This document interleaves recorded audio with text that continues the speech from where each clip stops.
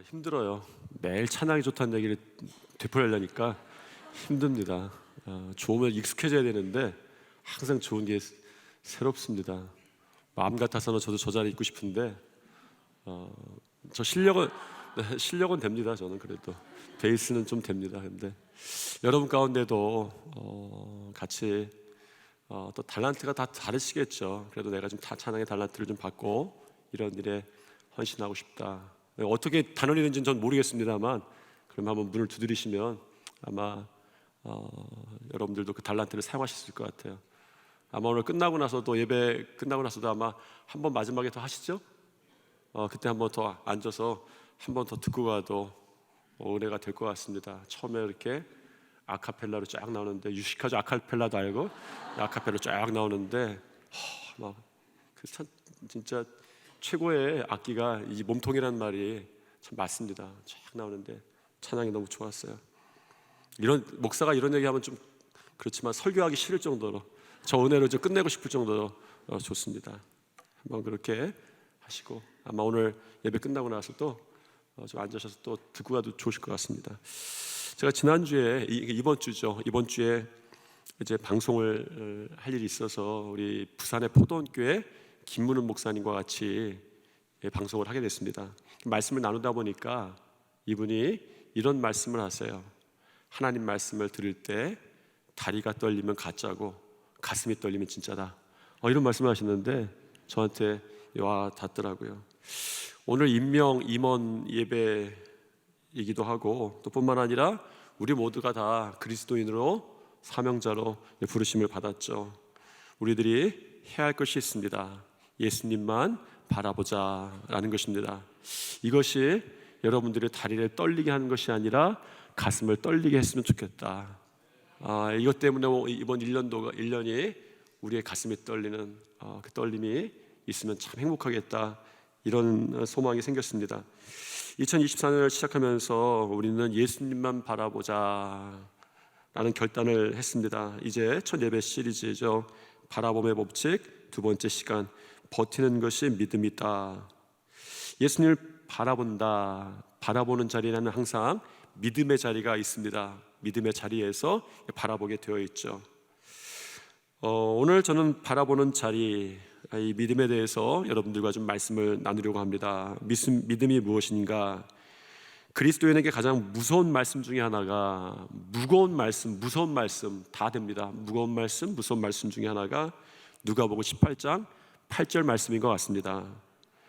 인자가 올 때에 세상에서 믿음을 보겠느냐 하시니라. 예수님께서 그렇게 말씀하신 거예요. 어느 날 인자가 올 때에 세상에서 믿음을 보겠느냐. 그때도 믿음이 없지는 않을 것입니다. 그런데 예수님께서 걱정하며 질문하시는 거죠. 왜냐하면 디모데후서 3장 1절에 보면 말세가 그런 거죠.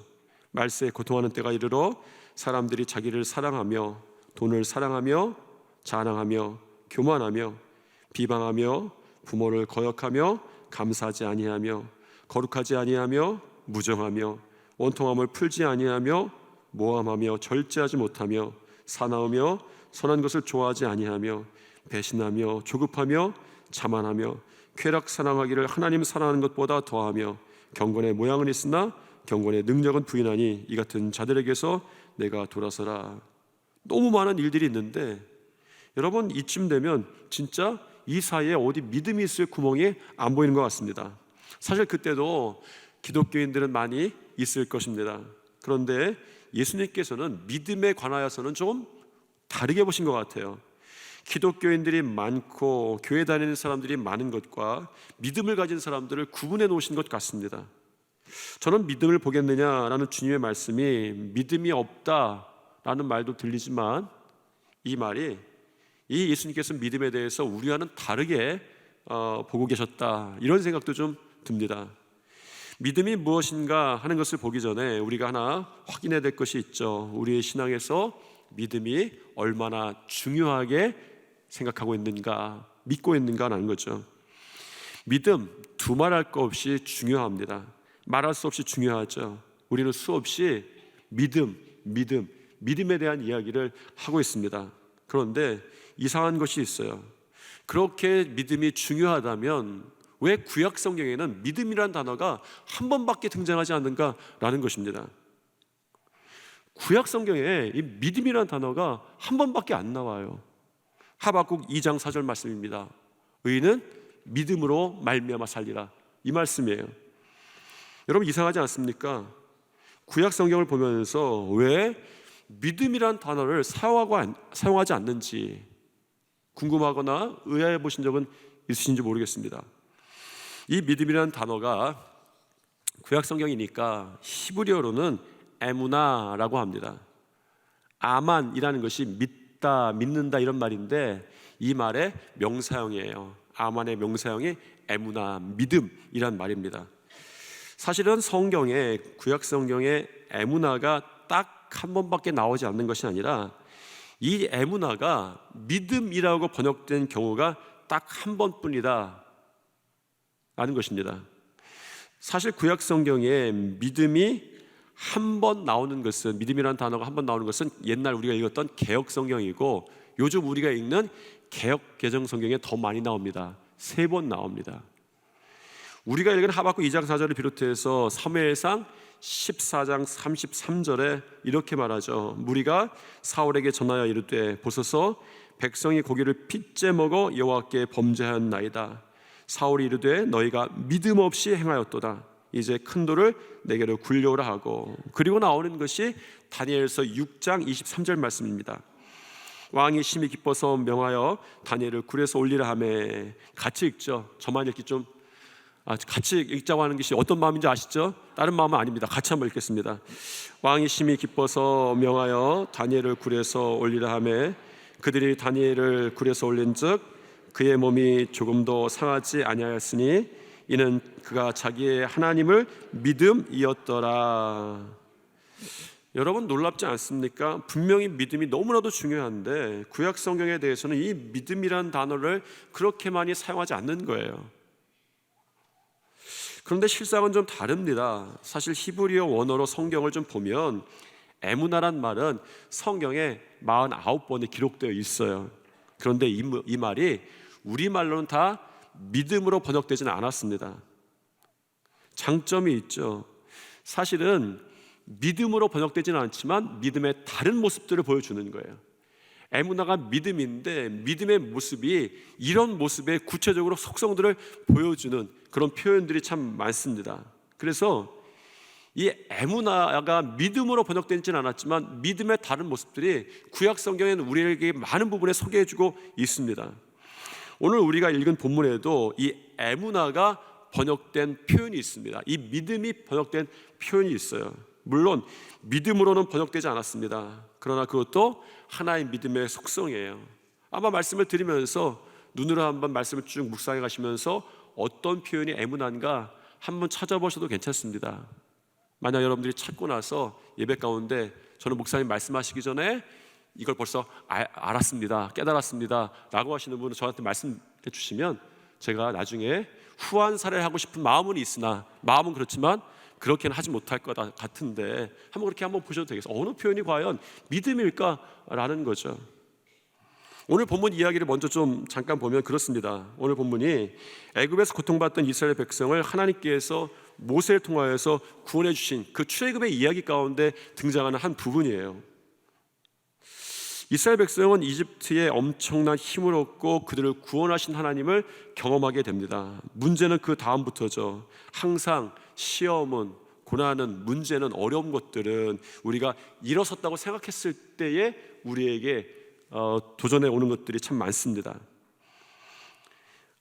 그 다음부터는 출애굽한 이후부터, 홍해를 건넌 이후부터 승승장구가 아니라 문제를 만납니다. 그 문제 중에 하나가 오늘 본문이었습니다. 예상외로 아주 강한 적을 만나는데 그것이 아말렉이었습니다. 아말렉이 이스라엘을 공격했습니다. 아말렉이 굉장히 강했던 건 사실입니다. 그런데 이스라엘이 아직 약했어요. 노예 생활에서 벗어난 지 얼마 되지 않았을 때인데 그들이 전투 기술을 알 리가 없죠. 어떤 민족이, 어떤 나라가 노예를 부리는 사람들에게 전투 기술을 익힐 시간과 어떤 자원을 대줍니까? 이스라엘은 다만 애굽에서 노예 생활했을 뿐입니다. 만약 시간이 2년, 3년, 4년쯤 흐른 뒤에 아말렉과 전투를 했다면 어쩌면 싸우는 기술, 훈련들을 했을 시간이 있었을지 모르겠습니다. 그런데 애굽을 나온 지 얼마 되지 않아서 이 일이 있었던 거죠. 이스라엘 입장에서 아직 준비되지 않은 싸움 가운데 이들이 몰리게 됩니다. 애굽에서 전 재산을 가지고 나온 이스라엘이 아말렉에게는 아주 포장이 잘 된 먹잇감 같았을 거예요. 노예로 살다가 전투에 능력이 없고 평화로운 시민 가운데 재산은 또 많이 가지고 나왔어요. 성경에 보니까 애굽에 있을 때 자기의 금과 은, 보석 이런 것들을 다 가지고 나왔죠. 아말렉이 그 지역을 지배하진 않았지만 멀리서부터 왔지만 아마 그 당시에 지역적으로 교통이 발달하거나 통신이 발달한 건 아니지만 그 소리를 듣게 되었습니다. 이스라엘을 우리가 치겠다, 다가오죠. 영적으로 보면 아말렉은 굉장히 악한 족속으로 성경은 그렇게 전하고 있습니다. 성경을 보면 하나님께서 아말렉을 그토록 멸하시려고 해요. 애굽에 이 가나안 땅에 많은 족속이 있는데 아말렉에 대해서 특히 저 족속은 정말 멸해야겠다, 하나님이 그렇게 구원의 마음 먹으십니다. 아말렉이 그렇게 하나님을 대적합니다. 성경에서 아말렉은 하나님을 두려워하지 않는, 하나님의 백성을 멸하려는 대표적인 세력입니다. 대표적인 사람이 에스더서에 나오는 하만이에요. 여러분, 에스더서에 나오는 하만이라는 사람을 혹시 기억하실지 모르겠습니다. 하만이 이스라엘을 다 멸하려고 계획을 짜고 진행을 하죠. 그것을 에스더 왕비가 막습니다. 내가 죽으면 죽으리이다 하고 막는 이야기가 에스더에 있죠. 성경에서 하만을 아각 사람이다 라고 그렇게 기록하는데, 이 아각 사람의 조상을 거슬러 올라가면 아말렉을 만나게 되어 있어요. 아말렉 사람입니다. 오늘 본문의 흐름도 그거죠. 아말렉 족속이 이스라엘을 공격한 것은 바로 그때 이후에, 그때 오늘 성경에 보니까 그때에 아말렉이 왔어요. 그때 아말렉이 왔습니다. 그때가 언제입니까? 하나님의 은혜가 이스라엘 사람들에게 있었던 때예요. 만나가 내리고 반석에서 물이 나왔을 때에 그들에게 하나님을 원망하는 그들에게 하나님께서 은혜를 베푸셔서 그때에 쳐들어옵니다. 그래서 출애굽기 17장 오늘 본문에서 아말렉이 이스라엘을 공격한 것은 단순히 이스라엘의 재산을 뺏기 위한 그 당시 흔히 있었던 족속과 족속의 전쟁이다라고만 할 수 없습니다. 하나님에 대한 도전이었죠. 이스라엘 돕는 하나님의 손길과 은혜에 대한 정면 도전이었습니다. 그 성경 표현을 다시 한번 읽어본 8절입니다. 같이 한번 읽겠습니다. 그때에 아말렉이 와서 이스라엘과 르비딤에서 싸우니라. 그냥 아말렉이 와서 싸운 게 아니라 그때는 한때밖에 없습니다. 하나님께서 그들에게 은혜를 베푸셨을 때에 아말렉이 온 거예요. 정말 하나님을 대적하는 그런 행동이었죠. 하나님께서 그들을 먹이시고 보호하실 때에 그때에 악한 세력이 아말렉이었습니다. 싸움을 시작하죠. 이스라엘 백성들이 르비딤이라는 곳에 도착했을 때에 아말렉이 싸움을 걸어옵니다. 르비딤이란 뜻은 펴다, 펼치다 이런 뜻이에요. 그러니 그 땅이 어떤 땅입니까? 펼쳐진 평야였습니다. 참 아말렉이 전략적으로 굉장히 뛰어났어요. 그들의 군사와 병거와 이 무기만 뛰어났던 것이 아니라 전략도 뛰어났습니다. 그렇게 대단한 무기를 가지고 있으면서도, 그렇게 대단한 권세를 가지고 있으면서도 작전을 짜서 나오는데 르비딤 평야에서 만난 거예요. 르비딤 평야는 이스라엘 백성들에게 절대적으로 약점이 되는 공간입니다. 왜냐하면 전투의 기술이 없고 마병이 없는 이 이스라엘에게는 평야는 굉장히 힘든 싸움의 터전일 수밖에 없죠. 어떻게 싸워야 합니까? 좀 좋은 곳에서, 언덕 위에서 싸워야 되죠. 우리 베트남에서 옛날에 우리 월남 참전했을 때 우리나라 군인들이 숫자의 열세적 숫자였을 때 어떻게 해서 그 베트남 전쟁에서 많은 승리를 거뒀습니까? 고지에 올라가서 참호를 파고 그렇게 전투를 했던 거예요. 평야는 이스라엘 백성들에게 아주 약점이 드러나는 그런 장소였습니다.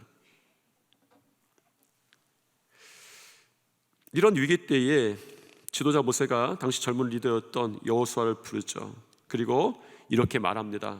9절입니다. 읽겠습니다. 모세가 여호수아에게 이르되 우리를 위하여 사람들을 택하여 나가서 아말렉과 싸우라. 내가 하나님의 지팡이를 손에 잡고 산 꼭대기에 서리라. 그 당시 이스라엘 이끌던 모세가 여호수아를 부릅니다. 야, 내일 전투가 벌어지는데 가서 참호를 파고 골짜기에 작전을 짜고 기다리자. 이런 걸 한 게 아니라 너는 내일 나가서 싸워라. 나는 내일 산에 올라가서 하나님의 지팡이를 잡고 서겠다. 이런 이야기를 하는 거예요. 여호수아는 이 말 듣고 어렵지만 전투에 나갑니다. 이 전투에서 정말 믿음의 결단을 한 많은 사람들을 보는 거예요. 르비딤 광야에서. 결론적으로 이스라엘은 이 전투에서 승리합니다. 모든 것이 역전되는 전투예요. 르비딤 광야라고 하는 것은 이스라엘 백성이 이길 수 없는 땅이었고, 이렇게 본다면 우리에게도 일어나는 많은 르비딤의 광야가 있습니다. 그 땅에서는 절대 우리가 너무 약해라고 하는 것이 드러나는 거예요. 우리의 약점이 드러나고 우리의 모습이 정확하게 드러나고 상대방의 강함이 너무나도 강하게 드러나는 곳이죠. 그런데 모든 것이 역전돼서 전투에 이겨버립니다. 군사수도 무기도 현저하게 이스라엘이 가능성이 없었던 전투죠. 역전했습니다. 어떻게 이겼을까? 우리에게도 삶의 똑같은 전투가 일어날 때가 있습니다. 모든 것이 부족합니다. 가지고 있는 것으로는, 상황으로는 어떤 이길 공식을 만들어낼 수조차 없습니다. 그때 우리가 들어야 되는 음성이 있습니다. 주님을 바라보십시오 라는 것입니다. 이상한 것이 있죠. 대단한 전투가 벌어졌는데 그 전투의 중심에 있던 여호수아의 용기와 능력, 이스라엘 군사들의 어떤 그 지략과 용맹함에 대해서 성경은 아무것도 전하는 바가 없습니다. 성경은 아말렉과 여호수아에게 관심을 두는 것이 아니라 오직 초점을 어디에 둡니까? 모세의 팔에 둡니다. 드는데 전쟁을 하는데 여러분 너무나도 기가 막힌 상황이에요. 성경에 기록하는데 모세가 팔을 들었다 놨다 라고 하는데 초점을 둬요. 이게 얼마나 너무나도 어처구니 없고 이상한 이야기입니까? 오늘 어떤 전쟁이 벌어졌는데 누군가가 손을 들고 있다, 손을 내린다, 이런 것에 관심 둘 사람이 누가 있겠습니까? 오늘 이 시대 위기 가운데 어떤 사람이 손을 들어요. 제가 혹시 그런 가운데 지금 이스라엘과 또 팔레스타인 전쟁이 드는데 우리가 손을 들고 내리는데 누가 관심을 가집니까? 오직 성경만이 거기에 관심을 갖습니다. 10절부터 12절까지 말씀입니다. 같이 한번 읽겠습니다. 여호수아가 모세의 말대로 행하여 아말렉과 싸우고 모세와 아론과 훌은 산 꼭대기에 올라가서 모세가 손을 들면 이스라엘이 이기고 손을 내리면 아말렉이 이기더니 모세의 팔이 피곤함에 그들이 돌을 가져다가 모세 아래에 놓아 그가 그 위에 앉게 하고 아론과 훌이 한 사람은 이쪽에서 한 사람은 저쪽에서 모세의 손을 붙들어 올렸더니 그 손이 해가 지도록 내려오지 아니한지라. 어떤 일이 벌어졌어요? 모세와 아론과 훌이 산 꼭대기에 올라가서 모세의 손을 들고 아론과 훌이 그 손을 내려오지 못하도록 보조합니다. 그러니까 다른 대부분의 주석가들은 이렇게 손을 들었다라는 표현이 하나님께 기도했다라고 해석합니다. 사실 손을 드는 일이 정확히 어떤 일이었는지 성경은 설명하지는 않습니다. 그런데 정확한 것은 손을 들면 이스라엘이 이기고 손을 내리면 이스라엘이 지게 된 거죠. 그래서 이스라엘의 전쟁은 강대한 아말렉과의 전쟁이 아니라 이 전투의 장면은 실상은 팔을 드느냐 내리느냐 이런 싸움이었습니다. 이 싸움 자체가 아말렉과 전투하는 것에 비하면 아무것도 아닌 것 같지만 그럼에도 불구하고 이 싸움 역시 결코 쉬운 싸움은 아니었다라고 성경은 전합니다. 12절에 보니까 그 손이 해가 지도록 내려오지 않았다라는 거예요. 하루 종일 손을 들고 서 있었다라는 것입니다. 여러분 이것이 얼마나 힘든 일인 줄 아십니까? 사실은 제가 이런 생각했어요. 우리 종교교회 성도들은 이거 이해하지 못할 수도 있겠다. 우등생들은 이거 잘 이해 못해요. 손을 들고 있었던 학창시절에 손을 들어봤던 사람만 이해할 수 있습니다. 그래서 제가 그런 생각을 했어요. 우리 성도들 이 본문 이해하려면 은혜 받으려면 집에 가서 기도 참 많이 해야 되겠다. 여러분들이 지금 이해할 수 있는 오직 이해할 수 있는 방법은 담임 목사를 통해서만 이해할 수 있습니다. 제가 그런 기억이 났어요. 전에 친구들과 같이 잘못한 거 아니에요. 누군가 잘못을 했습니다. 뭔가 잘못을 했어요. 선생님이 그 잘못을 할 친구를 잡아내려고 했는데 안 나오는 거예요. 그랬더니 그 몇 명을 다 손들고 서 있게 했습니다. 나올 때까지 손들어 있어. 한 1시간 지난 것 같아요. 시계를 못 봤으니까. 그런데 너무 힘들어서, 너무 힘든 거예요. 내리고 나서 제가 거짓으로 자백했습니다. 제가 했습니다. 손이 너무 힘들어서 거짓으로 이제 자백한 거예요. 저는 이거 갖고 은혜 받는데, 여러분들은 은혜 기도 많이 하셔야 합니다. 이거 모세가 하루 종일 손을 들고 서 있더라. 이 장면이 얼마나 힘든 전투였는지 할아버지에 있어. 시간이 오래 지나니까 모세가 더 이상 팔을 들고 있을 수가 없었습니다. 그때 아론과 홀이 좌우에서 모세의 손을 붙들어 올리죠. 세 명이 하루 종일 손 들고 버티고 있었습니다. 그렇게 해서라도 손을 들고 있으니 전쟁에 이겼습니다. 사실 할아버지들이 전쟁에 장면에 나오죠. 전쟁하는데 폼이 안 납니다. 그런데 여러분, 이 갑옷 입고 번쩍번쩍해서 하나님 앞에서 가오잡을 것이 아니라 폼이 안 나도 하나님을 붙들고 매달리는 것이 이기는 것임을 여러분 믿으시기 바랍니다. 여기에 우리가 기다리던 단어 하나가 등장합니다. 하박국에서 믿음으로 번역된 에무나입니다. 조금 읽었던 성경 구절 가운데에 에무나가 등장해요. 어떤 부분이 과연 에무나, 믿음이었을까요? 조금 좁혀서 보면 12절을 한번 읽겠습니다. 같이 한번 읽겠습니다. 모세의 팔이 피곤함에 그들이 돌을 가져다가 모세 아래에 놓아 그가 그 위에 앉게 하고 아론과 홀이 한 사람은 이쪽에서 한 사람은 저쪽에서 모세의 손을 붙들어 올렸더니 그 손이 해가 지도록 내려오지 아니한지라. 어떤 부분이 에무나, 믿음이었을까요? 내려오지 아니한지라. 이것이 히브리어로 에무나라고 써 있습니다. 영어로 스테디라는 의미 있죠. 흔들리지 않는, 한결같은, 확고한, 버티는 그런 상태입니다. 이 말을 한 문장으로 설명하면 이렇습니다. 버티는 것이 믿음이다. 버티는 것이 에무나다라는 것이죠. 여러분, 그렇습니다. 여러분의 삶의 자리에서 자리받고 버티는 것이 믿음이라고 오늘 본문은 소개하고 있죠. 이 전투는 믿음으로 이겼는데 그 믿음을 어떻게 이겼냐? 그 자리에서 버티고 있었다라고 하는 것입니다. 초라한 쐐기의 힘이라는 짧은 글을 읽은 적이 있습니다.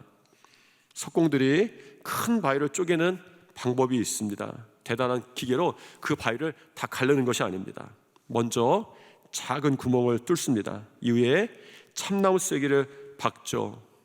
이제 할 일은 물을 주는 일입니다. 3일 정도 쐐기에 물을 주면 큰 바위가 쪼개집니다. 믿음을 통해 우리가 어떤 큰 능력을 만들어내는 것은 아닙니다. 믿음의 쐐기 받고 버티는 거죠. 그리고 은혜의 수분의 공급만 있으면 견고한 세상도 단단한 바위도 문제도 쫙 하고 갈라지게 되는 것이죠. 손을 들고 바라보는 자리, 손을 들고 바라보며 버티는 자리가 있어야 한다는 것입니다. 오늘 본문이 여러분들에게 하는 질문이 있다면 이거예요. 여러분들에게는 손을 들고 바라보며 버티는 자리가 있는가라는 것입니다. 쐐기 받고 있으면 은혜의 수분을 공급하십니다. 쐐기 예배, 쐐기 기도, 저는 이 단어가 참 좋더라고요. 우리에게 예배 가운데 나는 이 예배에 쐐기 받고 난 하나님께 예배를 드릴 거야. 나는 이 기도의 자리에 이 자리를 항상 쐐기 받고 이 자리에서 기도하면서 하나님을 바라볼 거야. 이런 자리가 여러분에게 있냐? 이렇게 질문하는 거예요. 그러면 하나님께서 쐐기 받은 믿음의 자리에 은혜의 수분을 공급하세요. 그러다 보면 어느 날 단단한 바위가 쫙 갈라지게 되는 거죠. 시편 37편의 기자가 찬양하는 게 있어요. 같이 읽겠습니다. 여호와를 의뢰하고 선을 행하라.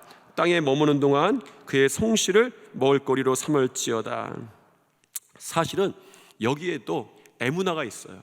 히브리어 어떤 단어가 에무나일까요? 어떤 단어일까요? 대답해도 괜찮습니다. 참고로 경쟁심을 유발하자면 2부 예배 때는 정답을 맞추셨어요. 어떤 단어가 에무나일까요? 성실이라고요? 맞았습니다. 방송을 보면 맞추신 줄 알겠죠, 그죠? 성실이라고, 성실이에요. 에무나가 여기는 성실로 번역됐습니다.